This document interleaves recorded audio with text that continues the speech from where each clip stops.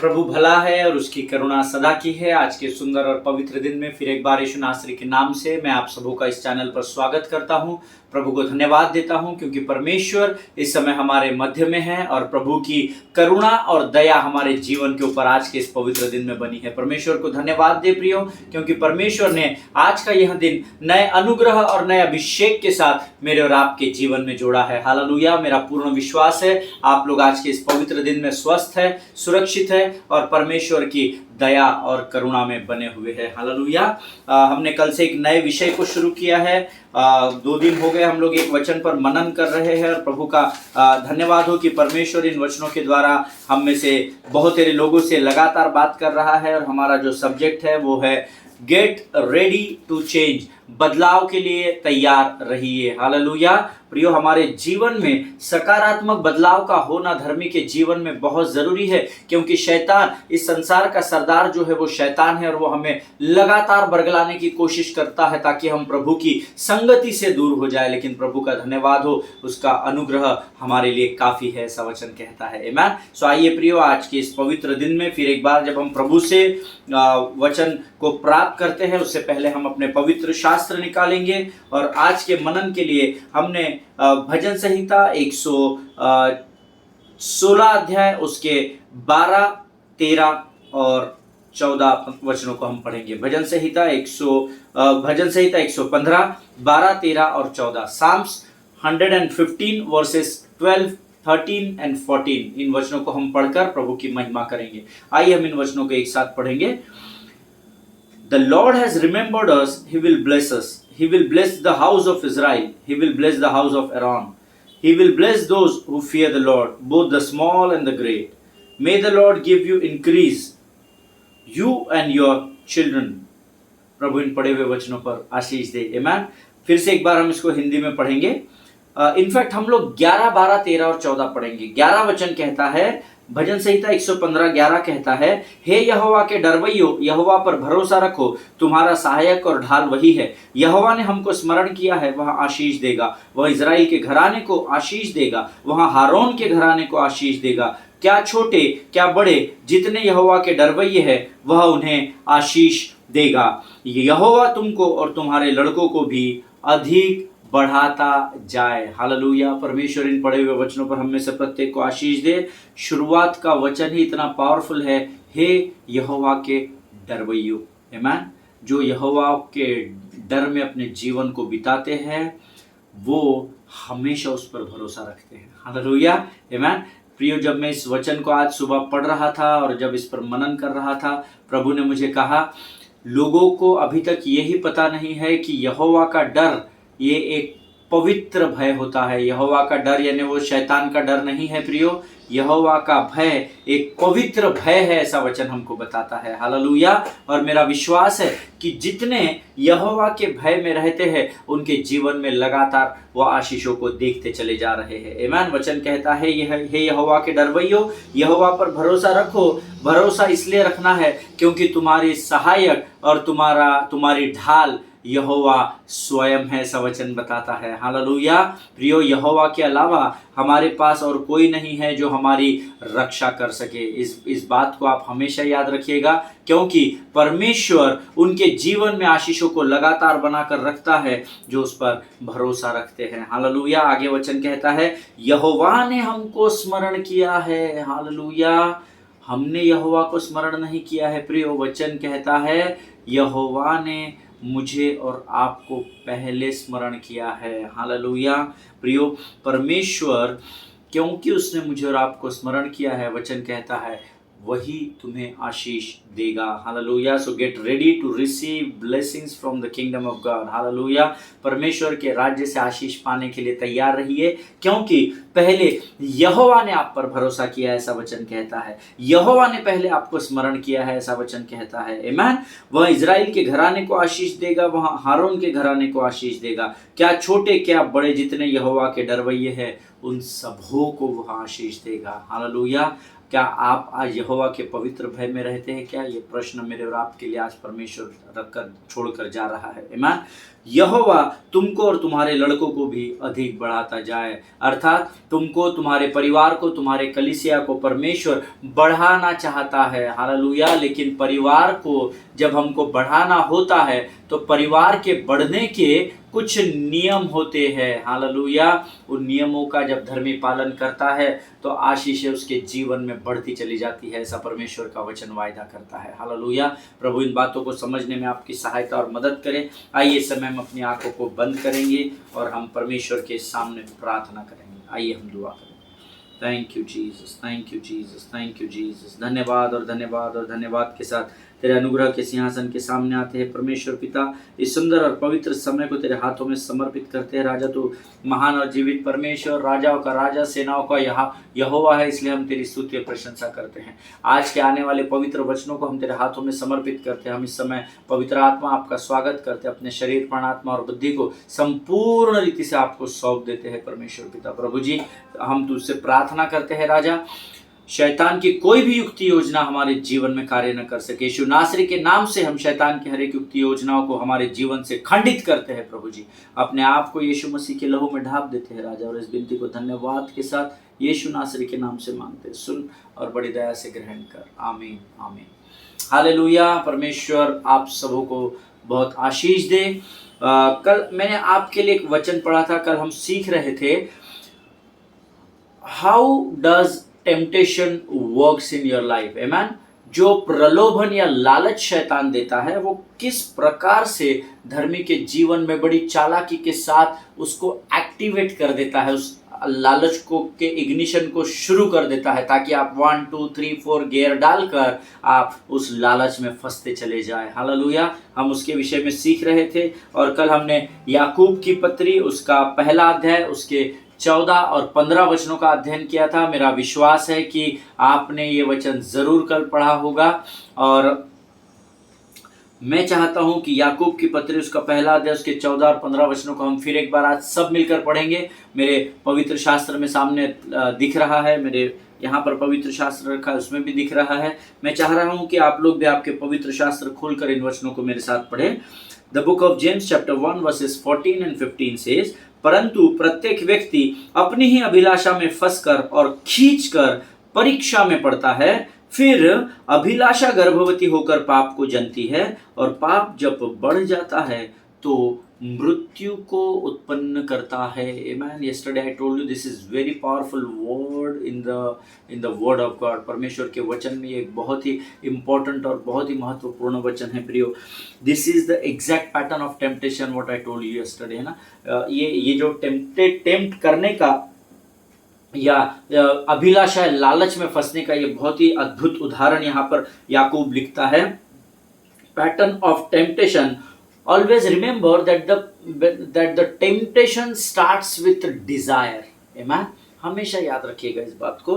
आपके जीवन में लालच या अभिलाषा ऐसे ही एकदम से नहीं आ जाती है। वो एक छोटे से विचार से, छोटी सी इच्छा, एक छोटा सा डिजायर आपके मन में आता है। फॉर एग्जाम्पल, मुझे अगर ये मोबाइल खरीदना है तो मैं जब किसी के पास ये मोबाइल देखता हूँ या मेरे मित्र की शॉप में जाकर जब वो मुझे इस मोबाइल के बारे में कन्विंस करता है तो एक छोटी सी इच्छा मेरे मन में आती है कि काश मैं भी ये मोबाइल ले सकता। और फिर मेरा ऐसा विचार होता है कि नहीं, मेरे पास इतना धन नहीं है कि मैं इतना महंगा मोबाइल खरीद सकूं, और फिर मैं उसे भूल जाता हूं।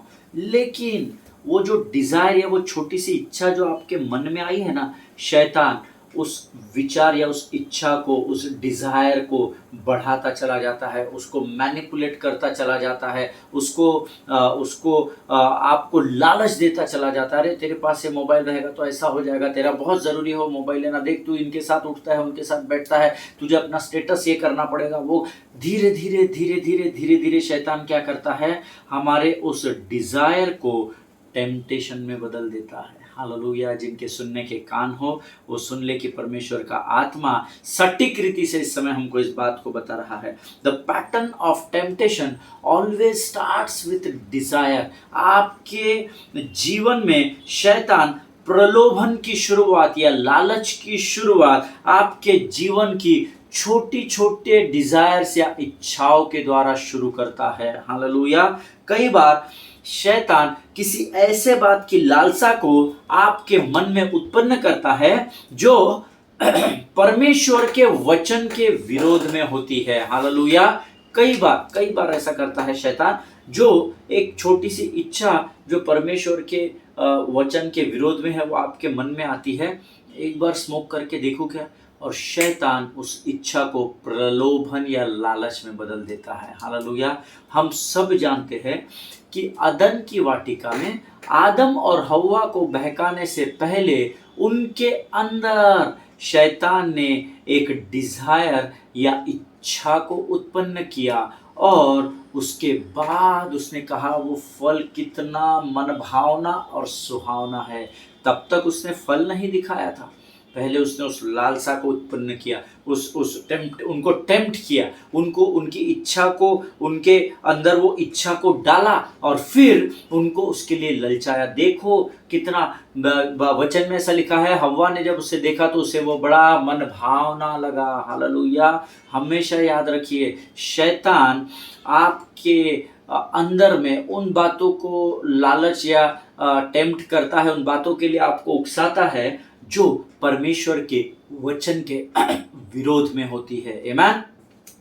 प्रियो, शैतान के राज्य के द्वारा हम में से हर एक के जीवन में एक डीमन या जिसको हम कहते हैं नरक दूत, है ना, हम जैसे स्वर्ग दूत होता है वैसे नरक दूत होता है। सो एक नरक दूत को अपॉइंट किया गया है जो लगातार धर्मी के हर बात पर वॉच कर रहा है।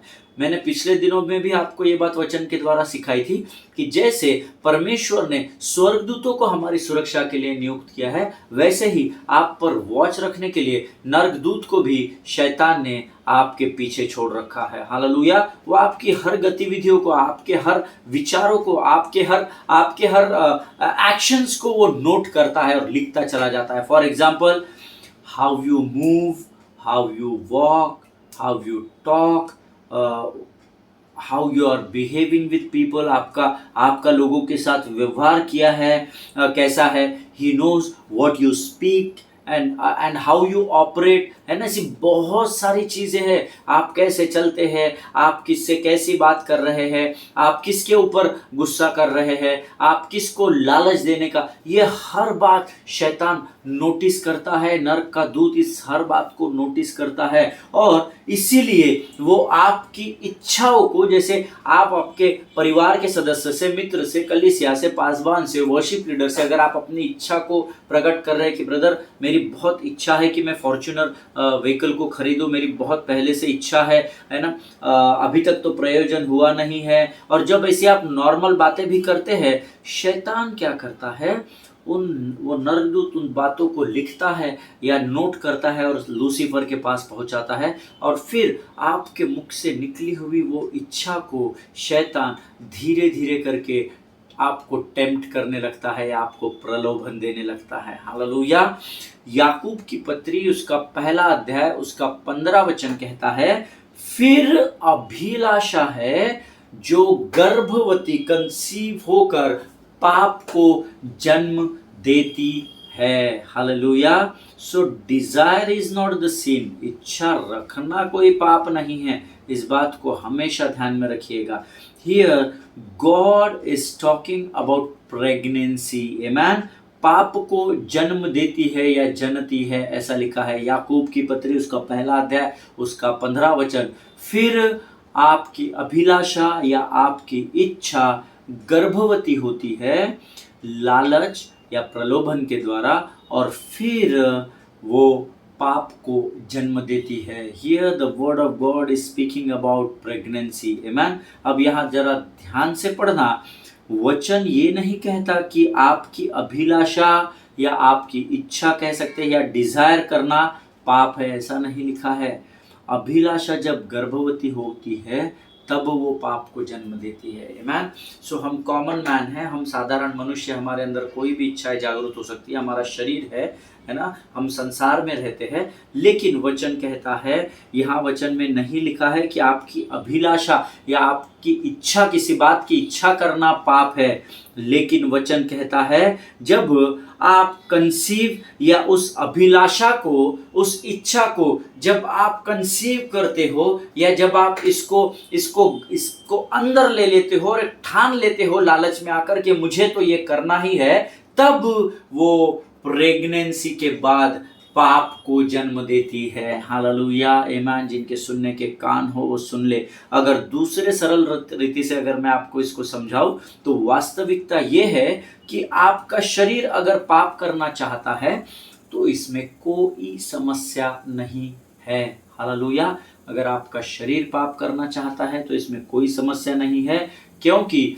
शरीर अक्सर यही करता है। पौलुस भी बात की गवाही देता है, जिन बातों से मैं दूर जाना चाहता हूं या जिन बातों को मैं नहीं करना चाहता, मैं उन्हीं वही बातें मुझ पर आ पड़ती है। आमीन। सो अगर शरीर अगर पाप करना चाहता है तो इसमें कोई समस्या नहीं है, क्योंकि शरीर का काम ही ये है, शरीर को उसकी अभिलाषाओं को करने से रोकना बहुत कठिन है। अपने 5 सेंसेस पे कंट्रोल करना इतना आसान नहीं होता है। इस बात को आपको सीखना पड़ेगा, और ये एक बहुत ही प्रैक्टिकल बात मैं आपको बता रहा हूँ। आप बोल रहे होंगे अपने स्थान पर बैठकर कि पास्टर आप कैसी बात बता रहे हैं, आप तो हमको गलत शिक्षा दे रहे हैं, कैसे हम अपने इंद्रियों पे, सेंसेस पर कंट्रोल नहीं कर सकते हैं, या आप तो गलत नहीं, आप कंट्रोल कर नहीं सकते, ऐसा मैं नहीं बोल रहा हूं। मैं आपको बोल रहा हूं कंट्रोल करना, नियंत्रण करना कठिन है। हालेलुया, हमारा शरीर है, और शरीर अगर कोई इच्छा रखता है तो इसमें कोई पाप नहीं है प्रियो, क्योंकि शरीर को उसकी अभिलाषाओं को करने से रोकना कठिन होता है, लेकिन शरीर को उसकी इच्छा को पूर्ण करने देने का जो डिसीजन या निर्णय लेना है, असली समस्या वहां पर है। That is the root cause of your sin. Hallelujah, इच्छा करना कोई पाप नहीं है। हम साधारण मनुष्य है, हमारे अंदर हमारा शरीर है, 5 इंद्रियों पर नियंत्रण करना। अरे ब्रदर, हम तो प्रार्थना के द्वारा कर सकते हैं। बिल्कुल कर सकते हैं, तो आप करिए। आमीन। और मुझे बड़ा आनंद होगा अगर आप मुझे गवाही लिखकर भेजेंगे कि ब्रदर हम तो मसीह में आए तब से हमारे से कोई भी गलती नहीं हुई है, हम तो तब से जो प्रार्थना कर रहे हैं, हमारा अपने इंद्रियों पर पूरा कंट्रोल है। तो जरूर मुझे ऐसी गवाही आप लिखकर भेजिएगा, नाम, पते और आपके फोन नंबर के साथ। आमीन। लेकिन अधिकतर शरीर इच्छाओं को करता है। वो इच्छाओं को करना कोई गलत बात नहीं है, क्योंकि इंद्रियों पर नियंत्रण पाना कई बार कठिन हो जाता है।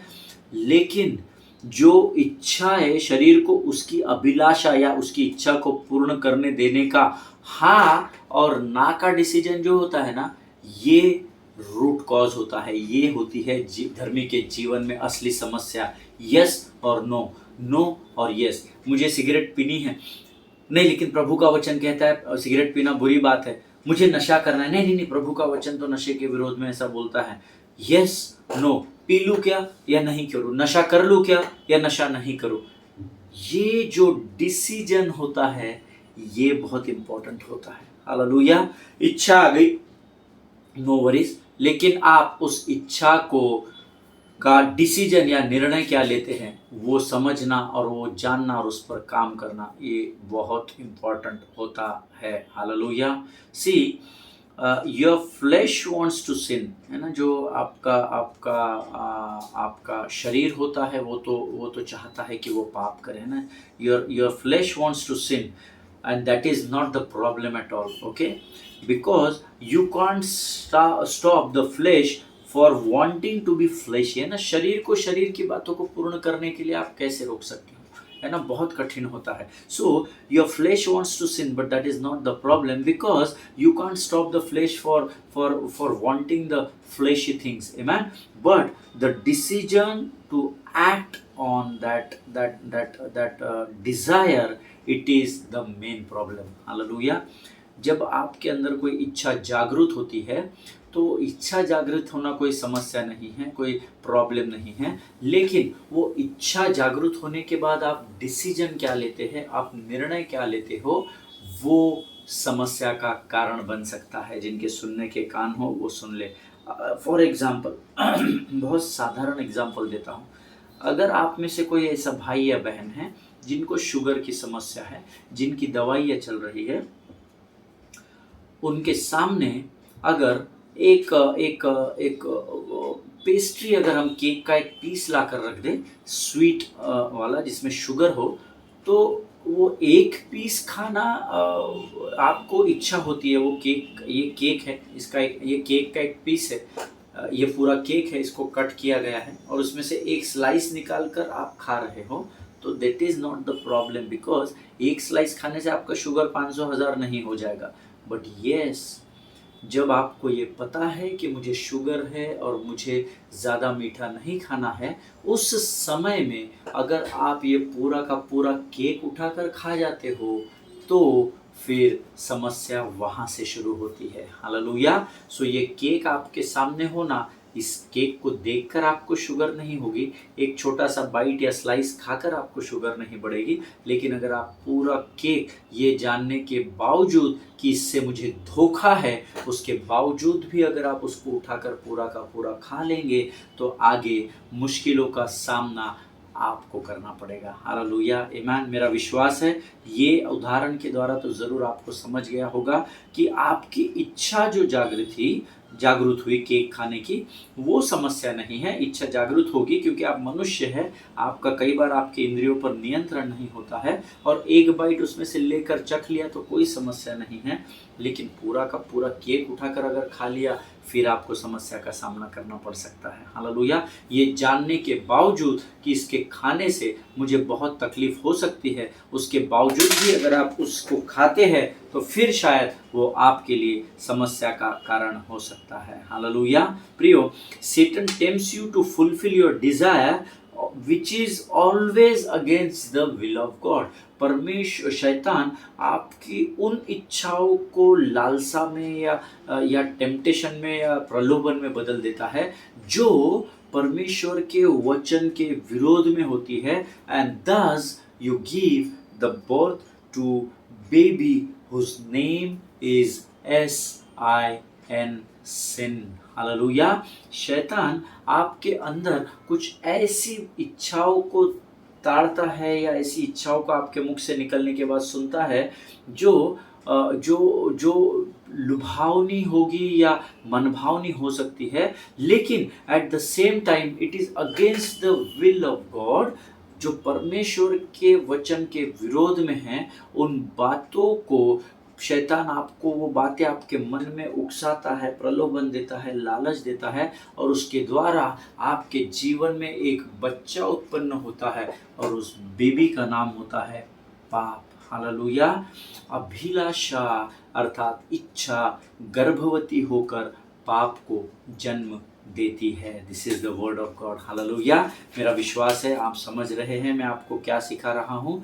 रोमन्स 6:23 इज वेरी क्लियर, जो मैंने आपको रोमियो 6:23 कहता है, the wages of sin is death, only death. Hallelujah.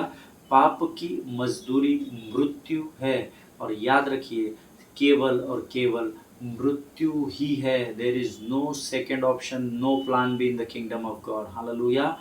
The wages of sin is death, पाप की मजदूरी मृत्यु है, वचन में सरल लिखा हुआ है। हालेलुया। आपकी अभिलाषाएं गर्भवती होकर पाप को जन्म देती है, और पाप आपको मृत्यु की ओर लेकर जाता है। आमीन।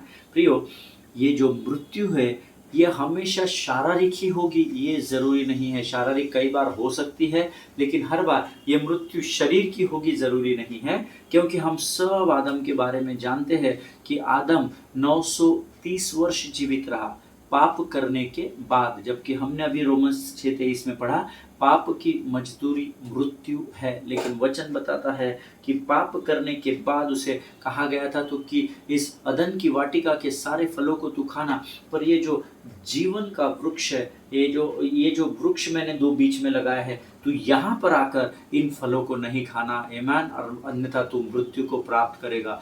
तो वो एक शारीरिक मृत्यु नहीं थी, है ना। उसके बाद वो 930 वर्षों तक आदम जीवित रहा, केन हुआ, हाबिल हुआ, वंश बढ़ता चला गया, और आज हम सब के सब हम आदम को मूल पिता के रूप में पहचानते हैं। हालेलुया। सो ज़रूरी नहीं है कि पाप आपको शारीरिक मृत्यु ही देगा, है ना। जैसे आदम और हव्वा को अदन की वाटिका से बाहर निकाला गया, और वचन कहता है कि उनकी आत्मिक मृत्यु हो गई, ऐसा लिखा हुआ है। That means word death in the Bible or in the Word of God does not mean non-existence, but it means separation. Hallelujah. पवित्र शास्त्र जिस मृत्यु की बात को सिखाता है वो शारीरिक मृत्यु नहीं है हर बार, लेकिन वो परमेश्वर से अलगाव वाली मृत्यु को बताता है। हालेलुया। अर्थात आपकी आत्मिक मृत्यु, क्योंकि आप परमेश्वर आत्मा है। जब आप परमेश्वर के साथ जुड़ जाते हैं तो आत्मा में जीवन को पाते हैं, लेकिन जब आप पाप करते हैं तो आप ये परमेश्वर की संगति से अलगाव कर जाते हैं, दूर हो जाते हैं, और आत्मा से दूर होना यानी आत्मिक मृत्यु कहलाती है। Hallelujah. Always remember the death, DEATH, ये डेथ जो शब्द पवित्र शास्त्र में आया है, it is not talking always, or it is not addressing always about non-existence, but it means separation. Hallelujah. परमेश्वर से दूर हो जाने को आत्मिक मृत्यु कहते हैं। हम सब जानते हैं कि जब आदम की मृत्यु हुई तो आदम परमेश्वर से अलगाव कर गया, उसकी आत्मिक मृत्यु हुई, लेकिन शारीरिक शरीर में वो 930 वर्ष तक जीवित रहा। Amen. So now the question is, ऐसी परिस्थिति में और ऐसे सिचुएशंस में, जब ऐसी परिस्थिति मेरे ऊपर आए, जब एक इच्छा मेरे अंदर उत्पन्न हो और शैतान मुझे उसमें बरगला रहा है या प्रलोभन या लालच दे रहा है, then what do I do. तो ऐसी परिस्थिति में जब मेरे अंदर एक इच्छा उत्पन्न होती है और शैतान मुझे बरगला रहा है और मुझे पता है कि वो मुझे बरगला रहा है, मुझे लालच दे रहा है, तो उस समय मैंने क्या करना चाहिए, इस विषय में हम कल अगले सेशन में मनन करेंगे। हालेलुया। आज हम यही समाप्त करेंगे। आज जो हमने वचन का अध्ययन किया है प्रिय, उसको बड़ी गंभीरता से सुनना, क्योंकि अभिलाषा गर्भवती होकर पाप को जन्म देती है। हालेलुया। ये परमेश्वर का वचन है। आइए इस समय हम अपनी आंखों को बंद करेंगे। खुदावंद प्रभु यीशु नासरी के नाम से सुंदर और पवित्र समय के लिए हम तुझे धन्यवाद देते हैं राजा। प्रभु जी, हम तुझे धन्यवाद देते हैं जीवन की तमाम बातों के लिए राजा। तूने आज वचनों के द्वारा हमसे बातचीत की, हम तुझे लाखों लाख धन्यवाद देते हैं। प्रभु जी, हमें तेरी इच्छा को पूर्ण करना सीखा। हम शैतान की लालच से, शैतान के प्रलोभन से बचाए जाए और सुरक्षित रहे, ऐसी सामर्थ्य से भरकर हमको तैयार कर। हमारी आज के दिन भर की रोटी हमें दे राजा। हम दिन भर जो भी कार्य करते उसमें हमारी सहायता और मदद कर प्रभु। आज की तमाम आशीषों के लिए धन्यवाद देते हैं। पुराने उपकारों को, उन सारे उपकारों को हम स्मरण करते हैं जो तूने इस समय तक हमारे जीवन में किया, इसलिए तुझे लाखों लाख गुणानुवाद और धन्यवाद देते हैं राजा। प्रभु, अपने आप को यीशु मसीह के लहू में डुबोते हैं और इस विनती को धन्यवाद के साथ यीशु नासरी के नाम से मांगते हैं। सुन और बड़ी दया से ग्रहण कर। आमीन। हालेलुया। प्रियो, इस वचन का अध्ययन फिर एक बार आप कीजिएगा बड़ी नम्रता से और दीनता से। मैं आपसे विनती करता हूँ, ये बहुत ही गंभीर वचन है जो आपके जीवन को ज़रूर बदल देंगे। आमीन। हम अगले सेशन में फिर एक बार मिलेंगे। तब तक स्वस्थ रहे, सुरक्षित रहे, एक दूसरे के लिए प्रार्थना करते रहिए। अपने पासबानों के लिए, उनके परिवारों के लिए ज़रूर प्रार्थना करें और स्वस्थ रहे और सुरक्षित रहे। God bless you.